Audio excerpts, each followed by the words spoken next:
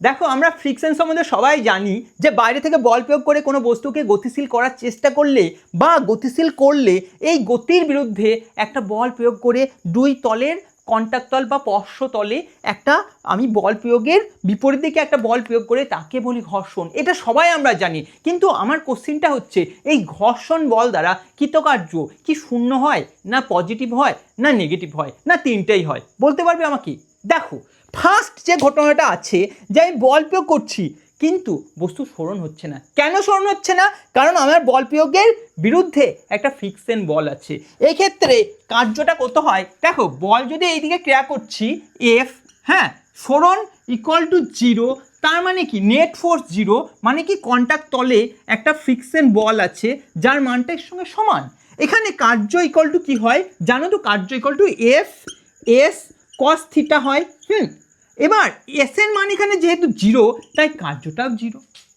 Second case, ধরো এখানে বল প্রয়োগ করলাম বস্তুটা সরানো হলো। ফ্রিকশন বল কোন দিকে? প্রযুক্ত বলের বিপরীত দিকেই হবে। এখানে বল প্রয়োগ করছি এই দিকে, ফ্রিকশন বল এই দিকেই হবে, কারণ বল প্রয়োগের বিরুদ্ধেই হচ্ছে ফ্রিকশন বল। এখানে একটা বস্তুর একটা সরণ হয়েছে, হ্যাঁ। তাহলে এক্ষেত্রে কার্য ইকুয়াল টু কি হবে? এফ এস কস, হ্যাঁ, থিটাটা কত বলো তো? দেখো এফ এই দিকে, এস এই দিকে, মাঝের কোণ কত? 180 ডিগ্রি, কস 180 ডিগ্রি, কস 180 ডিগ্রি ভ্যালু কত? মাইনাস, তাহলে মাইনাস এফ এস হবে, যেটা হচ্ছে নেগেটিভ।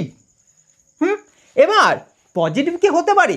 দেখো বস্তুটাকে আমি এইখানে বল প্রয়োগ করছি না, আমি নিচে বল প্রয়োগ করছি, তাহলে এই বস্তুটা অ্যাকচুয়ালি পড়ে যাওয়ার কথা বা এখানে স্থির থাকার কথা।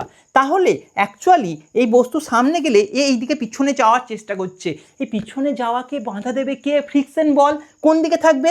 সেটা এই রিলেটিভ মোশনকে বাধা দেবে, মানে এটা সামনের দিকে থাকবে। তাহলে ফ্রিকশন বল তখন আর এই দিকে থাকছে না, ফ্রিকশন বলও এই দিকে আছে। তাহলে এখানে মাঝের কোণটাও থিটা ইকুয়াল টু 0 হচ্ছে, কার্য ইকুয়াল টু কত হচ্ছে? এফ এস কস 0। আমরা জানি কস 0 মানে 1, তাহলে এটা পজিটিভ হচ্ছে। মানে এফ এস হচ্ছে মানে পজিটিভ হচ্ছে, তাই তিনটেই হয়, 0 হচ্ছে, নেগেটিভ হচ্ছে, পজিটিভ হচ্ছে। ঠিক আছে।